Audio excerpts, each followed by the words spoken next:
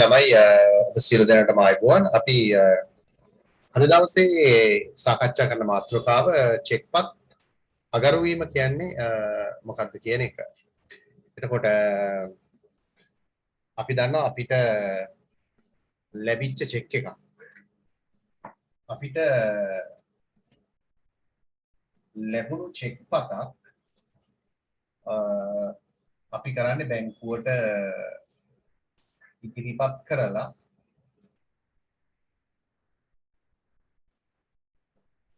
මුදල් ලබා ගන්න එකනේ අපි සාමාන්‍යයෙන් කරන්නේ. එතකොට අපිට ලැබුණු චෙක්පතක් බැංකුවට ඉදිරිපත් කරාට පස්සේ බැංකුව ඒ චෙක්පතට යථා පරිදි මුදල් ගෙවුවොත්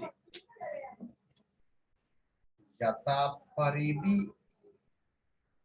මුදල් ගෙවීම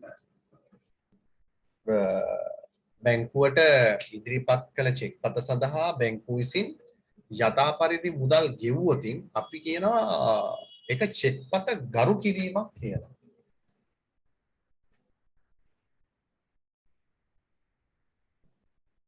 බැංකුවක් වෙත ඉදිරිපත් කළ ලද චෙක්පතකට බැංකුව විසින් යථා පරිදි මුදල් ගෙවීම චෙක්පතක් ගරු කිරීම විදිහට අපිට හඳුන්වන්න පුළුවන්. නමුත් අපි බැංකුවට ඉදිරිපත් කරපු චෙක්පතේ යම්කිසි වරදක් දෝෂයක් තිබ්බොත් ළමයි බැංකුව ඒ චෙක්පතට යථා පරිදි සාමාන්‍ය පරිදි මුදල් ගෙවන්නේ නැහැ. එතකොට අන්න ඒක තමයි අපි කියන්නේ චෙක්පතක් අගරු වෙනවා කියලා. එතකොට මුදල් ලබා ගැනීම සඳහා බැංකුවක් වෙත ඉදිරිපත් කළ ලද චෙක්පතකට බැංකුව විසින් මුදල් ගෙවීම ප්‍රතික්ෂේප කිරීම නේද? බැංකුව විසින් මුදල් ගෙවීම ප්‍රතික්ෂේප කිරීම. බැංකුව විසින් මුදල් ගෙවීම ප්‍රතික්ෂේප කිරීම. බැංකුව විසින් මුදල් ගෙවීම ප්‍රතික්ෂේප කිරීම අපි හඳුන්වනවා චෙක්පතක් අගරු වීම කියලා. එතකොට සටහන දාගන්න පුළුවන් ළමයින්ට දැන් චෙක්පතක් අගරු වෙනවා කියලා කියන්නේ මොකක්ද කියලා. මුදල් ලබා ගැනීම සඳහා මුදල් ලබා ගැනීම සඳහා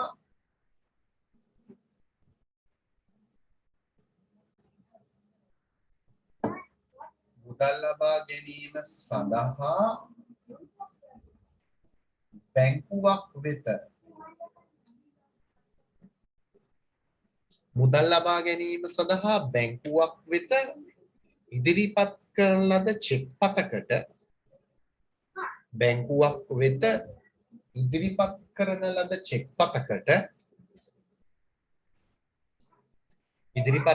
චෙක්පතකට බැංකුව විසින් මුදල් ගෙවීම ප්‍රතික්ෂේප කිරීම.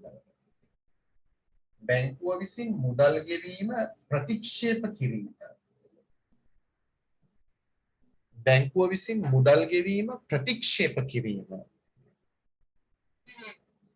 බැංකුව විසින් මුදල් ගෙවීම ප්‍රතික්ෂේප කිරීම. බැංකුව විසින් මුදල් ගෙවීම ප්‍රතික්ෂේප කිරීම චෙක්පතක් අගරු වීම ලෙස හැඳින්වේ.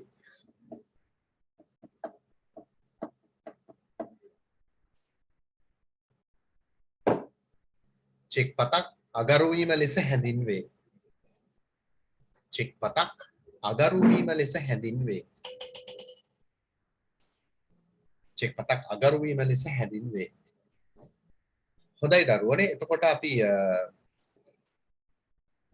සාකච්ඡා කරමු එහෙනම් බැංකුවක් චෙක්පතකට මුදල් ගෙවීම ප්‍රතික්ෂේප කරන අවස්ථා මොනවාද? නැත්නම් බැංකුවක් චෙක්පතක් අගරු කරන අවස්ථා මොනවාද කියලා අපි බලමු. එවැනි අවස්ථා මොනවාද කියලා චෙක්පතක් බැංකුව විසින් අගරු කරන. මම කැමතියි දැන් ළමයි සාමාන්‍යයෙන් චෙක්පත් අගරු කරන හේතු රාශියක් තියෙනවා. එතකොට ඒ ගැන විශේෂ අවබෝධයක් ළමයින්ට නැහැ. ඒක නිසා මම කැමතියි චෙක් පතක් අගරු කරන අවස්ථා යම් ප්‍රමාණයක් ඔබට වෙන වෙන වශයෙන් පැහැදිලි කිරීමක් කරන්න. එතකොට ඔබ නෝට් එකක් කියවනවට වඩා ඔබට මේක අහගත්තම චෙක් පතක් අගරු වෙන අවස්ථාව මම හිතන්නේ ඒට වඩා පහසුවක් දැනේ කියලා හිතලා මම මේ වැඩේ කරන්නේ. එතකොට අපි කතා කරමු මෙන්න මෙහෙම මාතෘකාව ලියාගත්තා නම් හරි චෙක්පත් අගරු නිවේදනයක අන්තර්ගත විය හැකි අගරු සටහන් වර්ග චෙක්පත් අගරු නිවේදනයක අනිත් ප්‍රශ්න විදියට චෙක්පත් අගරු නිවේදනයක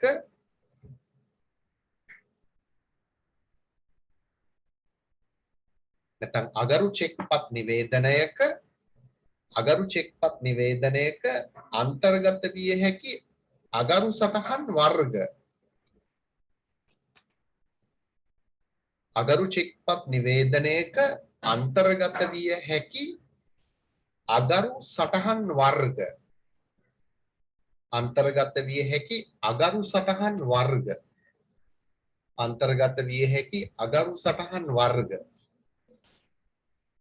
පොඩ ජනප්‍රියම අගරු සටහන් වර්ග යම් ප්‍රමාණයක් මම පැහැදිලි කරන්නම් ඔබට ලියා ගන්න වඩා මේක අහන එක මම හිතනවා වටිනවා කියලා තියෙන විදිහට මම ඒක ඒ නෝට් එක ඔබට පැහැදිලි කරන්නම්. ඒතර අගරු චෙක්පත් නිවේදනයක අන්තර්ගත විය හැකි අගරු සටහන් වර්ග අපි සටහන් කරගමු. පළවෙනි එක අනකරු විමසනු කියලා චෙක්පතක් අගරු කරලා තිබ්බොත් ඒකේ අදහස මොකක්ද කියන එක ලියනවට වඩා මම කැමති අහගෙන ඉන්නවා නම් මේක අනකරු විමසනු කියලා සටහන් වෙලා තිබ්බොත් ඒකේ අදහස මොකක්ද කියන එක පළවෙනි අගරු සටහන අනකරු විමසනු.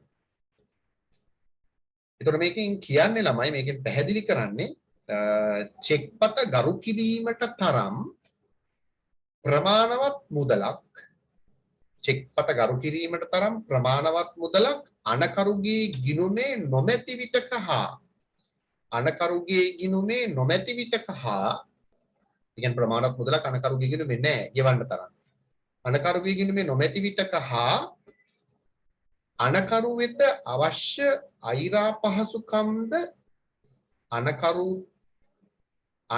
වෙත අවශ්‍ය අයිරා පහසුකම්ද සලසා නොමැති අවස්ථාවලදී ඒ කියන්නේ අයිරා පහසුකමක්වත් අරගෙන නැහැ තාම අනකරු අයිරා පහසුකම්ද සලසා නොමැති අවස්ථාවලදී යොදන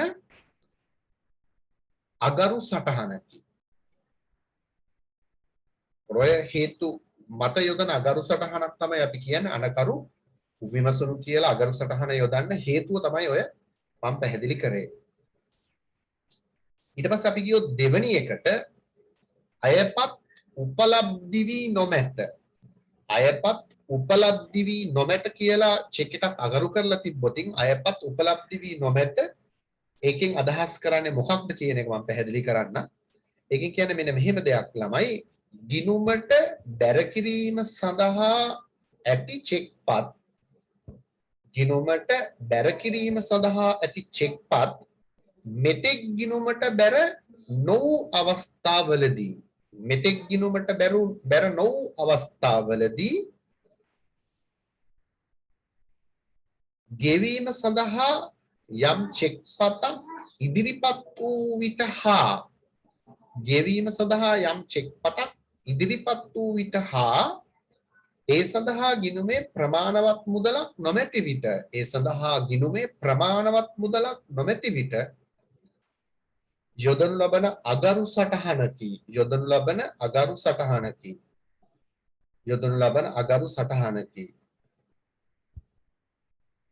ඒ කියන්නේ යම් චෙක්පත් තියෙන්න පුළුවන් ගිණුමට බැර වෙන්න ඕන නමුත් මෙතෙක් බැර වෙලා නැහැ ඒක නිසා දැන් ඉදිරිපත් වෙලා තියෙන චෙක් එකට ගෙවන්න විදියක් නැහැ අර වටික තාම බැර වෙලා නැති නිසා එතකොට තමයි යොදන්නේ අයපත් උපලබ්ධි වී නොමැත තාම ලැබෙන්න උපලබ්ධි වෙන්න තියෙනවා චෙක්ස් වගේ තාම ඒක ගිණුමට බැර වෙලා නැති නිසා දැනට මේ චෙක් එකට ගෙවන්න විදියක් නැහැ දැන් ඉදිරිපත් වෙන චෙක් එකට කියන එක අඟවන්න යොදන අගරු සටහනක් අයපත් උපලබ්ධි වී නොමැත කියලා අගරු කරලා තිබ්බොත්.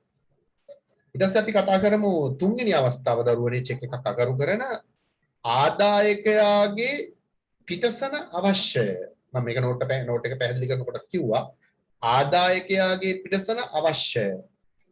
අපි දන්නවා විධාන චෙක් පතකට අනිවාර්යයෙන්ම පිටසන් කළ යුතුයිනේ. ධාරක එකක් නම් අවශ්‍යතාවයක්ම නැහැ. ආදායකයාගේ පිටසන අවශ්‍යයි කියලා රේඛනයේ මේ චෙක් එකක් අගරු කරලා තිබ්බොත් ඒකේ අදහස ආදායකයාගේ පිටසන අවශ්‍යයි. මේකේ අදහස ඇනවුම් චෙක් පතක් අපි කියන්නේ විධාන නැත්නම් ඇනවුම් චෙක් පතක් පිටසන රහිතව ඉදිරිපත් කරනු ලබන විටදී පිටසන් රහිතව ඉදිරිපත් කරනු ලබන විටදී පිටසන් රහිතව ඉදිරිපත් කරනු ලබන විටදී යොදනු ලබන අගරු සටහනකි ආදායකයාගේ පිටසන අවශ්‍යයි කියන්නේ ඒකයි. ඒ කියන්නේ විධාන චෙක් එකක් පිටසන් කළ නැතුව ඉදිරිපත් කරලා. ඒ තුන්වෙනි අගරු සටහන. ඊට පස්සේ අපි කතා කරමු හතරවෙනි චෙක් එක අගරු කරන අවස්ථාව ආදායකයාගේ පිටසන අවිධිමත්ය. ආදායකයාගේ පිටසන අවිධිමත්ය කියලා චෙක් එකක් අගරු කරලා තිබුණත් ඒකේ තේරුම පිටසන් කිරීමේදී චෙක් පතේ මූණත සඳහන්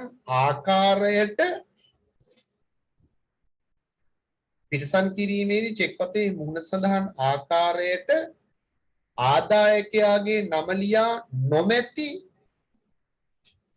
විට මුහුණතේ සඳහන් ආකාරයටනේ චෙක් පත පිටුපස ආදායකයාගේ නම ලියන්න ඕනේ. එහෙම ලියලා නැති විටක ලියා නොමැති විටක ගරුපද ආදිය යොදා ඇති විට එකවර භාෂා දෙකක් භාවිතා කර ඇති විට මම කිව්වේ ආර් අකුර දාලා සුනන්ද පෙරේරා. එහෙම බෑ. භාෂා දෙකක් භාවිතා කර ඇති විට ඉංග්‍රීසියෙන් පිටසන් කිරීමේදී වැල් අකුරු භාවිතා කර නොමැති විට මම මේක පැහැදිලි කරා. වැල් අකුරු භාවිතා කර නොමැති විට හා ආදායකයාගේ පිටසනින් පසුව යෙදූ පිටසන්ද විධිමත් නොවන විට යන ආදී අවස්ථාවලදී යොදනු ලබන අගරු සටහනකි. ආදායකයාගේ පිටසන අවිධිමත්ත කියලා යොදන අගරු සටහනේ නේද අදහස් ටික තමයි මම එහෙම කරන්න හේතු ටික තමයි මම ඔය පැහැදිලි කරේ. ඊට පස්සේ આવොත් අපි පස්වෙනි අගරු සටහනට ආදායකයාගේ පිටසන අපැහැදිලිය.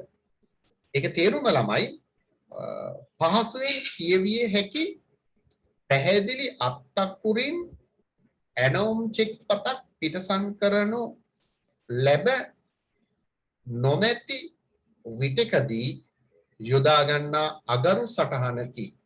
පැහැදිලිව පිටසන් කරලා නැහැ. ඒක කියව ගන්න පුළුවන් විදියකට. එතකොට යොදන අගරු සටහන. එතකොට අපි කතා කරා ආදායකයාගේ පිටසන අවශ්‍යයි, ආදායකයාගේ පිටසන අවිධිමත්ය, ආදායකයාගේ පිටසන අපැහැදිලිය කියන අවස්ථා තුනම අපි සාකච්ඡා කරා. අපි කතා කරමු 6 වෙනි අවස්ථාව චෙක් පතක් අගරු කිරීමේදී යොදන 6 වෙනි චෙක් පත් අගරු කරන අවස්ථාව මතුදාතන චෙක් පතක කියලා චෙක් පතක් අගරු කරොත් ඒකේ අදහස මොකක්ද කියන එක මතුදාතම චෙක් පතකි. නැත්නම් අපි කියනවා ඉදිරි දාතම චෙක් එකක් කියලා ඉදිරි දිනයක් ලියලා තවමත් එළඹි නොමැති දිනයක් යෙදූ චෙක් පතක් මුදල් ලබා ගැනීම සඳහා බැංකු කවුන්ටරයට ඉදිරිපත් කර ඇති විට යොදන අගරු සටහනයි. තාමත් ඇවිල්ලා නැහැ ඒ දිනේ. මේ ඉදිරි දිනයක් තියෙනවා. එතකොට දැන් උදාහරණයක් විදියට අද දිනේ 10 වෙනි මාසේ 5 වෙනිදා නම් 10 වෙනි මාසේ 10 වෙනිදා ලියපු එකක් අද ඉදිරිපත් කරන්න බෑ. ඒක ඉදිරි දාතම නැත්නම් මතු දාතම චෙක් එකක්. එතකොට යොදන අගරු සටහන තමයි අපි කියන්නේ මතු දාතම චෙක් පතක් කියලා චෙක් එකක් අගරු කරන්න හේතුව. හොඳයි අපි 7 වෙනි අගරු සටහන කතා කරමු. අනකරුගේ තහවුරුව ලැබෙන තෙක් ගෙවීම කල් දමා ඇත. අනකරුගේ තහවුරුව ලැබෙන තෙක් ගෙවීම කල් දමා ඇත කියලා චෙක් එකක් අගරු කරොත් ඒකේ තේරුම අදහස චෙක්පත් නැතිවීමක්, සොරා ගැනීමක්, අනලද බැංකුව වෙත ආදායකයා දැනුම් දී ඇති විටක හෝ දුරකථන ඇමතීමකින් විදුලි පුවතකින් අනකරු විසින් ගෙවීම නතර කර ඇති විටක හෝ ගෙවීම සඳහා චෙක්පත ඉදිරිපත් කරන්නාට චෙක්පත පිළිබඳ ඇති හිමිකමේ දෝෂයක් ගැන බැංකුවට දැනගැනීමට ලැබී ඇති විටක යොදනු ලබන අගරු සටහනකි. හොඳද? එතකොට අනකරුගේ තහවුරුව ලැබෙන තෙක් ගෙවීම කල් දමා ඇත කියලා අගරු කරන්න හේතුව නැති වෙලා තියෙන චෙක් එකක්, සොරාගෙන තියෙන චෙක් එකක් නේද? ඒ වගේ අවස්ථාවක මේ වගේ අගරු සටහනක් යොදන්න පුළුවන් ගෙවීම නතර කරන්න කියලා. හරි. අපි ඊළඟට සාකච්ඡා කරමු 8 වෙනි චෙක් පතක් අගරු වෙන හේතුව බැරපත් තහවුරු කර නොමැත. බැරපත් තහවුරු කර නොමැත කියලා චෙක් එකක් අගරු කරොත් ඒකේ තේරුම මොකක්ද කියන එක බැංකු වැඩ වර්ජනයක් පැවතීම වැනි සාමාන්‍ය බැංකු කටයුතු අඩපණ වී ඇති විශේෂ අවස්ථාවක يعني බැංකුවේ කටයුතු කරගන්න විදියක් නැති අවස්ථාවක චෙක් පතකට ගෙවීම් කිරීම සඳහා ගිණුමේ ශේෂය ප්‍රමාණවත් නොවන විටක එමෙන්ම උපලබ්ධි නො වූ අයපත් තිබේද යන්න සොයා බැලීම අපහසු වන විට යොදන අගරු සටහනකි. ඒ කියන්නේ උපලබ්ධි වෙන්න තියෙනවා තව නමුත් ඒව ගැන ඒ කියන්නේ ගිණුමට බැර වෙන්න තව චෙක්ස් තියෙන්න පුළුවන් නමුත් ඒ පිළිබඳව බැංකුවට හොයන්න විදියක් නැති අවස්ථාවක යොදන අගරු සටහනක්. ඒකයි කියන්නේ එමෙන්ම උපලබ්ධි නො අයපත් තිබේද නැද්ද යන්න සොයා බැලීම අපහසු වන විටක ඒවා ඒ කියන්නේ වැඩ වර්ජනයක් උද්ඝෝෂණයක් වගේ හේතුවක් නිසා බැංකුවේ තියෙන බැර වෙලා තියෙන බැර වෙන්න ඕන දේවල් පිළිබඳව තාම හරියට හොයලා බලන්න බැරුව ගිහිල්ලා බැංකුවට විට යොදන අගරු සටහනකි. බැරපත් තහවුරු කර නොමැත කියලා අගරු කරන්න හේතුව. ඒ 8 වෙනි අවස්ථාව අපි ඊළඟට සාකච්ඡා කරමු. චෙක් පතක් අගරු කරන 9 වෙනි අවස්ථාව අරමුදල් මාර්ගස්ථය කියලා අගරු සටහනක් තිබ්බොත් ඒ අදහස අරමුදල් මාර්ගස්ථය රජයේ චෙක් පතක් සඳහා ගෙවීම් කිරීමට අවශ්‍ය මුදල් තවමත් ගිණුමට බැරවී නොමැති විට යොදනු ලබන අගරු සටහනකි. එන රජයේ චෙක් පතක් සඳහා ගෙවීමට අවශ්‍ය මුදල් තාමත් ගිණුමට බැර වෙලා නැහැ. ඒක නිසා මේ චෙක් එකට ගෙවන්න බෑ කියලා යොදන අගරු සටහනක් තමයි අරමුදල් මාර්ගස්ථය කියලා චෙක් එකක් අගරු කරන්න හේතුව. 10 වෙනි අවස්ථාව අපි බැලුවොත් චෙක් පතක් අගරු වෙන්න චෙක් පත කල් ඉකුත්ය නිකුත් කෙරෙනු දිනේ සිට මාස 6කට පසුව ගෙවීම සඳහා ඉදිරිපත් කළ චෙක් පතක් සඳහා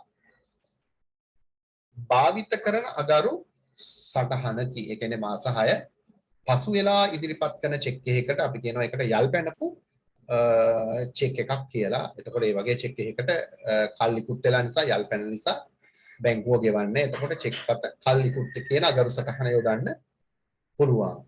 ඊට පස්සේ අපි 11 වෙනි අගරු සටහන කතා කරන්න ළමයි ගිණුම වසා ඇත කියලා අගරු කරලා තිබ්බොත් හේතුව චෙක් පත නිකුත් කරනු ලැබ ඇති ජංගම ගිණුම වසන ලද ගිණුමක් වන අවස්ථාවකදී යොදනු ලබන අගරු සටහනකි. ඒ කියන්නේ චෙක් පත නිකුත් කරාට ජංගම ගිණුම වහලා තියෙනවා. ඒක නිසා සල්ලි දෙන්න බෑනේ නේද? අනකරු ජංගම ගිණුම් හිමියා ගිණුම වසා දමලානේ. එතකොට යොදන අගරු සටහනක්. අපි එනවා 12 වෙනි අගරු සටහන කතා කරන්න අනකරු ගෙවීම නවතා ඇත. අනකරු ගෙවීම නවතා ඇත. ජංගම ගිණුම පවත්වාගෙන යන ගනුදෙනුකරු විසින් ගෙවීම නතර කරනු ලැබ ඇති චෙක් පතක් ගෙවීම සඳහා ඉදිරිපත් කළ විටදී යොදනු ලබන අගරු සටහනකි. ජංගම ගිණුම පවත්වාගෙන යන ගනුදෙනුකරු විසින් ගෙවීම නතර කරනු ලැබ ඇති චෙක් පතක් ගෙවීම සඳහා ඉදිරිපත් කළ විටදී යොදනු ලබන අගරු සටහනකි. අනකරු ගෙවීම නවතා ඇත. එතකොට යම් කිසි චෙක් පතකට අනකරු ගෙවීම නතර කරන්න කිව්වොත් ඒක බැංකුවට ඉදිරිපත් කරාට ඒකට ගෙවීමක් කරන්නේ නැහැ. එතකොට යොදන අගරු සටහනක්. ඊට අපි යනවා 13 වෙනි එකට අනකරු මිය ගොස්සය. අනකරු මිය ගොස්සය. ගෙවීම සඳහා චෙක් පත ඉදිරිපත් කරන විට එහි අනකරු මරණයට පත්ව ඇති විට යොදනු ලබන අගරු සටහනකි. අනකරු මිය ගිහිල්ලා නම්.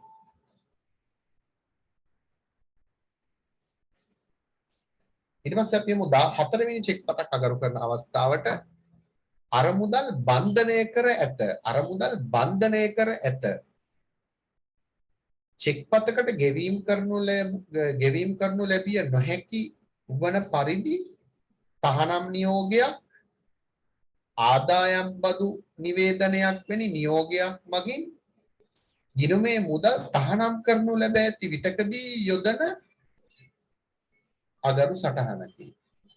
මොකක් හරි නීතිමය ප්‍රශ්නයක් නිසා ගෙවීම නතර කරලා තියෙන චෙක් පත් වලට යොදන්නේ අර මුදල් බන්ධනය කර ඇත කියලා. ඊටසේ 15 වෙනි එක සාමාන්‍ය අවස්ථාවක් අකුරින් සහ ඉලක්කමින් සඳහන් වටිනාකම වෙනස්ය. ඒකට ගෙවන්න බෑනේ. ගෙවී යුතු ගණන ලෙස අකුරින් සහ ඉලක්කමින් සඳහන් වන්නේ එකිනෙකට වෙනස් ගණනක් වන විට යොදන ලබන අගරු සටහනකි. අකුරින් හා ඉලක්කමින් ලිය ඇති වටිනාකම් වෙනස්ස කියලා චෙක් එක අගරු කරන්න පුළුවන්. 16 වෙනි අවස්ථාව අපි කතා කරලා චෙක් පතක් අගරු කරන අනකරුගේ අභිනියෝගය ක්‍රියාත්මක නොවේ. අනකරුගේ අභිනියෝගය ක්‍රියාත්මක නොවේ කියලා අගරු කරොත් ඒකේ අදහස ගෙවීම සඳහා චෙක් පත ඉදිරිපත් කරන ලබන අවස්ථාව වන විට අනකරු වස්තු බංගත්වයට පත්ව ඇති විට හෝ බංකොලොත් වෙලා නම් හෝ අනකරු තම කටයුතු පාලනය කරගත නොහැකි පරිදි මානසික දුර්වලතාවයකට පත්ව ඇති විටක යොදනු ලබන අගරු සටහනක් තමයි අනකරුගේ අභිනියෝගය ක්‍රියාත්මක නොවේ කියලා චෙක් එක අගරු කරන්න හේතුව. ඒ කියන්නේ බංකොලොත් වෙලා නම් එයාගේ මානසික තත්ත්වය හොඳ මට්ටමක නැත්තම් යොදන අගරු සටහනක්. ඊට අපි 17 වෙනි අගරු සටහනට ආවොතින් අනකරුගේ අත්සන ආදර්ශයට වෙනස්ය. බෑනේ තකොට අනකරුගේ අත්සන වෙනස් නම් චෙක් එකට ගෙවන්නේ කොහොමද? චෙක් පතේ ඇති අනකරුගේ අත්සන බැංකුව සමග ලියාපදිංචි කරනු ලැබ ඇති අනකරුගේ ආදර්ශ අත්සනට සමාන නොවන විටක යොදන අගරු සටහනකි. අනකරුගේ අත්සන ආදර්ශයට වෙනස්ස කියලා යොදන්න හේතුව ඒකයි. ඒ වගේම අපි 18 වෙනි අගරු සටහනට ආවොත් ළමයි වෙනස් කිරීම අනකරු විසින් තහවුරු කර නොමැත කියලා අගරු කරොත් වෙනස් කිරීම අනකරු විසින් තහවුරු කර නොමැත. කියන චෙක් එකේ මොකක් හරි වෙනසක් කරලා තියෙනවා නමුත් ඒක අනකරු තහවුරු කරලා නැත්තම් දිනය අකුරින් නැති ගණන ඉලක්කමින් නැති ගණන ආදායකයාගේ නම යන ආදී වෙනස් කිරීමක් දක්නට ලැබේ නම් හා ඒ සඳහා අනකරුගේ අත්සන යොදා නොමැති විට යොදනු ලබන අගරු සටහනක අපි කිව්වා යම් කිසි වෙනසක් කරනවා නම් ඒක තනීරකින් කපලා එතන අනකරුගේ සම්පූර්ණ අත්සන යොදන්න ඕනේ. එහෙම වෙනසක් කරලා දිනේ හරි නම හරි ඉලක්කමින් හරි අකුරින් හරි ලියන හරි වටිනාකම් වල වෙනසක් තිබ්බොත් වෙනසක් කරලා අනකරුගේ අත්සන එතන යෙදුවේ නැත්තම් නේද වෙනස් කිරීම අනකරු විසින් තහවුරු කර නොමැත කියලා චෙක් එක අගරු කරන්න පුළුවන්. ඊට පස්සේ අපි ආව අනිත් අගරු සටහන චෙක් පත අසම්පූර්ණය කියලා අගරු කරොත් දිනය ආදායකයාගේ නම වටිනාකම අපුරින් සහ ඉලක්කමින් සඳහන් කිරීම යන ආදී අත්‍යවශ්‍ය අංග අසම්පූර්ණව පැවතීම හේතුවෙන් යොදන අගරු සටහනක් තමයි අසම්පූර්ණ චෙක් පතක් කියලා සටහන් කරන්න හේතුව. ඉතින් ඇත්තනේ දිනය නම මේ පුරවන ටික හරියට පුරවන්න එපා. නැත්තම් ඒක අසම්පූර්ණයෙන් සම්පූර්ණ කරලා නැහැනේ හරියට. ඇප්ලිකේෂන් එකක් වුණත් එහෙමයි හරියට සම්පූර්ණ කරන්න ඕනේ. අපි આવතු 20 වෙනි චෙක් පත අගරු කරන්න හේතුව ගැන කතා කරන්න. චෙක් පත අභිනියෝගය අනුව නිකුත් කර නැත. චෙක් පත අභිනියෝගය අනුව නිකුත් කර නැත කියලා අගරු කරොත් ඒකේ තේරුම ජංගම ගිණුමේ මෙහෙයුම් උපදෙස් වලට අනුකූලව චෙක් පත අනකර නොමැති අවස්ථාවලදී යොදනු ලබන අගරු සටහනයි. බද්ධ ගිණුමක්, හවුල් ව්‍යාපාර ගිණුමක් වැනි ගිණුමකින් නිකුත් කරන චෙක් පතක් එසේ මෙහෙයුම් උපදෙස් වලට අනුකූලව අදාළ සියලුම අත්සන්කරුවන් විසින් අත්සන් කරනු ලැබ නොමැති අවස්ථාවක මෙම සටහන යොදනු ලැබේ. අපි දන්නවා බද්ධ ගිණුමක් නම් හවුල් ගිණුමක් නම් කීප දෙනෙක් අත්සන් කරන්න ඕනේ. එහෙම නොකරුවොත් ඒ උපදෙස් වලට පිටස්තර වැඩක් වෙනවා. ඒක උපදෙස් වලට අනුව වැඩ කළා නැහැ. එතකොට යොදන අගරු සටහනක් තමයි අපි කියන්නේ චෙක් පත අභිනියෝගයට අනුව නිකුත් කර නැත.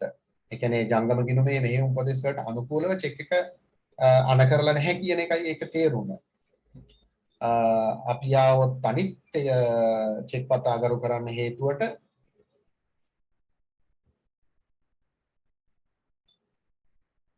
චෙක් පත බැංකු කීපයකට රේඛනය කර ඇත. චෙක් පත බැංකු කීපයකට රේඛනය කර ඇත. කිසියම් චෙක් පතක් බැංකු දෙකකට හෝ කිහිපයකට රේඛනය කරනු ලැබ ඇති විට යොදන අගරු සටහනකදී. ඉතින් එහෙම කරන්න බෑනේ නේද බැංකු දෙක තුනකට අපිට චෙක් එකක් රේඛනය කරන්න බෑ. එක බැංකුවකට තමයි චෙක් එකක් රේඛනය කරන්න පුළුවන්. ඊපස්සේ අපි අනිත් චෙක් පත අගරු නිවේදනයේට චෙක් පත අවිධිමත් ලෙස නිකුත් කර ඇත. චෙක් පත අවිධිමත් ලෙස නිකුත් කර ඇත. මම හිතනවා මම මේකත් පැහැදිලි කරා නෝට් එක දෙද්දි මුදල් යයි ලියූ චෙක් පතක් අපි දන්නවා මුදල් චෙක් පතක් කෑෂ් චෙක් එකක් ඕන කෙනෙකුට සල්ලි ගන්න පුළුවන්.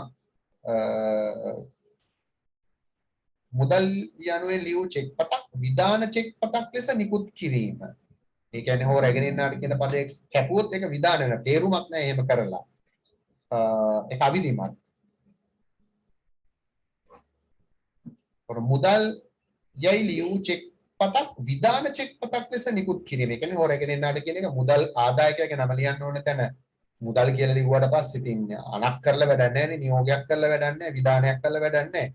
නිකුත් කිරීම හෝ ආදායකයාගේ ගිණුමට පමණයි යනුවෙන් රේඛනය කිරීම හෝ ඉතින් කරලා වැඩක් නැහැ නේ, නමක් නැහැ නේ, ආදායකෙක් නැහැ නේ. හෝ චෙක් පතේ අඩංගු නොවිය යුතු පරිබාහිර කරුණු අඩංගු කර ඇති විට යොදන අගරු සටහනයි. ඒක පැහැදිලි චෙක් පතක් අවිධිමත් ලෙස නිකුත් කර ඇත.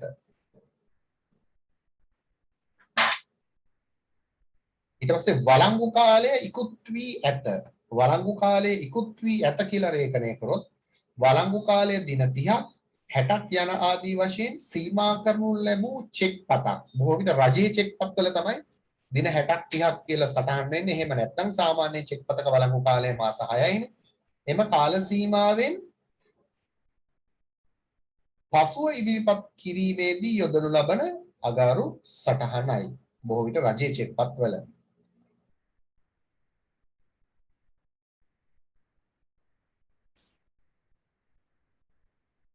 ඊළඟ චෙක් පත් අගරු නිවේදනය අපි කතා කරොත්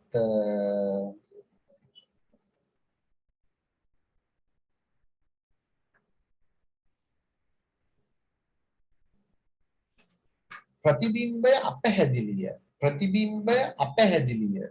මම අවසාන වශයෙන් කතා කරා මීට පෙර වීඩියෝ පටෙන් වර්තමානයේ පාවිච්චි වෙන ඡායාගත පිළිබිඹු චෙක් එකක් කියලා. එතකොට කිසියම් බැංකුවකට වෙනත් බැංකුවක චෙක් එකක් ලැබුණොත් ඒ චෙක් එකට ඉදිරියම ගෙවන්න බෑ. ඒවා මහ බැංකුවේ නිෂ්කාශන කටයුතු සඳහා යවන්න ඕනේ. ඒ සඳහා අදාළ බැංකුව ඒ චෙක් එකේ ඡායාගත පිළිබිඹුවක් ස්කෑන් එකක් අරගෙන ඒ ඡායාගත ප්‍රතිබිම්බයේ පිළිබිඹුව තමයි මහ බැංකුවේ නිෂ්කාශන කටයුතු සඳහා යවන්නේ. එතකොට මේ ප්‍රතිබිම්බය ඡායාගත පිළිබිඹුව පැහැදිලි නැත්නම් යොදන අගරු සටහන තමයි අවසාන වශයෙන් මම හිතන අපි කතා කරන්නේ ප්‍රතිබිම්බය අපැහැදිලිය. චෙක් පතේ ඡායා පිළිබිඹුව හඳුනාගත නොහැකි ලෙස ඉදිරිපත් කරන විටදී යොදනු ලබන අගරු සටහනයි. ඡායාගත පිළිබිඹුව අපැහැදිලි ස්කෑන් එක බැංකුව හරියට කරන්නේ නැතුව තමයි චෙක් එක මහ බැංකුවේ නිෂ්කාශන කටයුතු සඳහා යවලා තියෙන්නේ. එතකොට යොදන අගරු සටහන තමයි ප්‍රතිබිම්බය අපැහැදිලිය කියලා. ඒතර මම ඔය අගරු සටහන් ටික පමණයි ඉදිරිපත් කරන්න පැහැදිලි කරන්න බලාපොරොත්තු වෙන්නේ. ඒතර මේ ටික කීප පාරක් අහනකොට දරුවනේ ඔබට මේකේ අදහස් ටික මතක තියාගන්න හැකියාවක් ලැබෙයි කියලා මම විශ්වාස කරනවා. ඊට පස්සේ අපි අනෙක් වීඩියෝ පටේන අපේ චෙක්පත් අගරු වීම සම්බන්ධ ඉතුරු කාරණා ටික සාකච්ඡා කරමු.